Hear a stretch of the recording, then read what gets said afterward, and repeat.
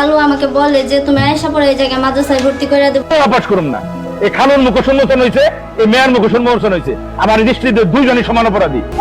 আমার মেয়ে যে অল্প বয়সের মেয়েটা লাইফ যে নষ্ট করলো, এই লাইফটা গুছিয়ে দেবো ফেরা।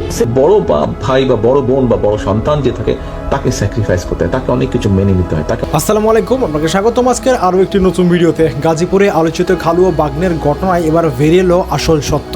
অন্যদিকে মুখ করলেন তারেক রহমান। চলুন প্রথমে একটি ভিডিও দেখে আসি, তারপর আমি এ বিষয়ে বিস্তারিত আলোচনা করবো। দর্শক, ভিডিওটি প্লে করার আগে আপনার কাছে ছোট্ট একটি রিকোয়েস্ট, এখনও যারা আমাদের চ্যানেলটি সাবস্ক্রাইব করেননি, নিত্য নতুন ভিডিওর আপডেটগুলো পেতে চ্যানেলটি সাবস্ক্রাইব করে আমাদের সঙ্গেই থাকুন। আমার মেয়ে যে অল্প বয়সের মেয়েটা লাইফ যে নষ্ট করলো, এই লাইফটা গুছিয়ে দেবো ফেরা। বাচ্চা ভুল করতে পারে না, কিছু বাচ্চা তো ভুলের খেটে রোধরা দিব ফেরা। তো আঙ্কেলের দাবিটা হচ্ছে যে যারা ওকে ভাইরাল করছে তাদের বিচার চাই জনগণের কাছে। তো আমার কথা, এই মেয়েটাকে নিয়ে আপনারা এইরকম বাজে কিছু ভিডিও আপনারা কেন করলেন?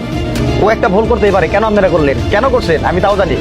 এই ভিউ ব্যবসা করার জন্য, এই ভিউ ব্যবসা করে আপনারা কিছু টাকা কামাইবেন, ঠিক আছে? এই কারণে এই মেয়েটার লাইফ মুখে আপনারা না চাইয়া, ঠিক আছে?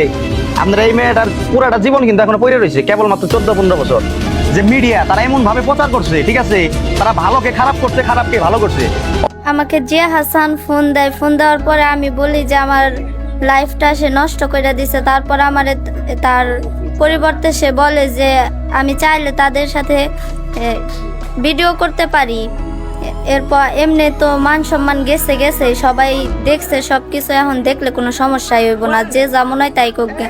পরে আমি তেমন কিছু প্রশ্নের উত্তর দেই নাই, পরে চুপচাপ ছিলাম। পরে আমারে বললো তুমি কেসটা বন্ধ করো না, যদি টাকা পয়সা যা লাগে সব আমি দিমু। অপাস করুন না, এই খালুর মুখ সম্মোচন হয়েছে, এই মেয়ের মুখ সম্মোচন হয়েছে। আমার দৃষ্টিতে দুইজনই সমান অপরাধী।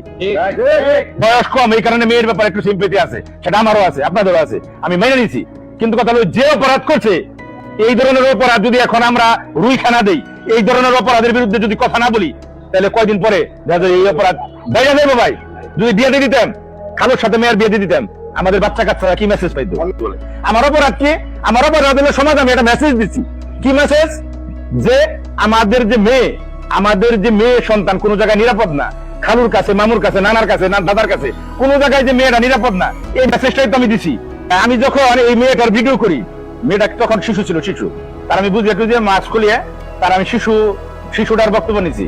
আমি 2 দিনের ভিতরে প্রাপ্তবয়স্ক হয়েছে, দেখছেন আপনারা, নাক মুখ বাইন্ধে সেই মনে এটাল বক্তব্য দেয়, মানে সব বুঝ হয়ে গেছে কারণ সব বুঝে, মানে 2 দিনের ভিতরে সে শিশুর থেকে প্রাপ্তবয়স্ক হয়ে গেছে, মানে বুধকার হয়ে গেছে। গাজীপুরে যে মেয়ে তার খালুর নগে যায়, যে খালু তার ভাগ্নির নগে যায় বিয়া করে মুখে মুখে, তারপরে যে 5 দিন একসাথে সময় কাটায়, তাদের বিপরে কোনো কি বিচার হবে সেই বিচারের আলোচনা নাই।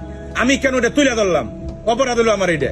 কত বড় নেককারজনক ঘটনা! একটা মেয়ে তার আপন খালুর সাথে গেছে গা, সে 15 বছর না 20 বছর সেটা আমি বুঝবো না। সে ইয়ার আগেও 3 বার পালাইছে। কারণ আমি যে হাসান, আমার শরীরে 1 ফোঁটা রক্ত থাকা পর্যন্ত আমি সত্য দামাচাপা দিব না। আচ্ছা, জিয়া হাসান যে আপনাকে ফোন দিয়েছিল, তো ফোন দেওয়ার পরে কি বলছে, এবং জিয়া হাসান আপনাকে আসলে ফোন দিয়েছে কিনা, এই বিষয়টি আমরা হচ্ছে যে এখানে আমাদেরকে যদি দেখান। জি, আমি দেখাইতে রাজি আছি। জিয়া হাসান আমাকে ফোন দেয়। ফোন দেওয়ার পরে আমি তাকে বলি আমার লাইফ নষ্ট করে দিছে সে। তারপর সে আমাকে বলে যে যেন আমি যদি চাই তাহলে তাদের সাথে থেকে ভিডিও করতে পারি। মানে আপনাকে হচ্ছে জিয়া হাসানের সাথে ভিডিও করার জন্য হচ্ছে সে প্রস্তাব দিছে। জি।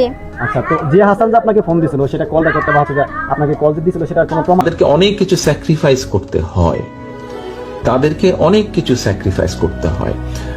সংসারের অন্য ভাই বোনরা অনেক সময় অনেক বিষয়ে ঠিক আছে, তাদেরকে ছাড় দেওয়া হয়, কিন্তু বড় ভাই বা বড় বোন বা বড় সন্তান। দর্শক, আশা করি সম্পূর্ণ ভিডিওটি দেখেছেন। দর্শক, এই ভিডিও সম্বন্ধে যদি আপনার কোনো মতামত থাকে তাহলে অবশ্যই কমেন্ট করে জানাবেন। ভিডিওটি ভালো লাগলে এটি লাইক করবেন। দেখা হচ্ছে পরবর্তী কোনো ভিডিওতে। সেই পর্যন্ত সবাই ভালো থাকবেন, সুস্থ থাকবেন। আল্লাহ হাফেজ।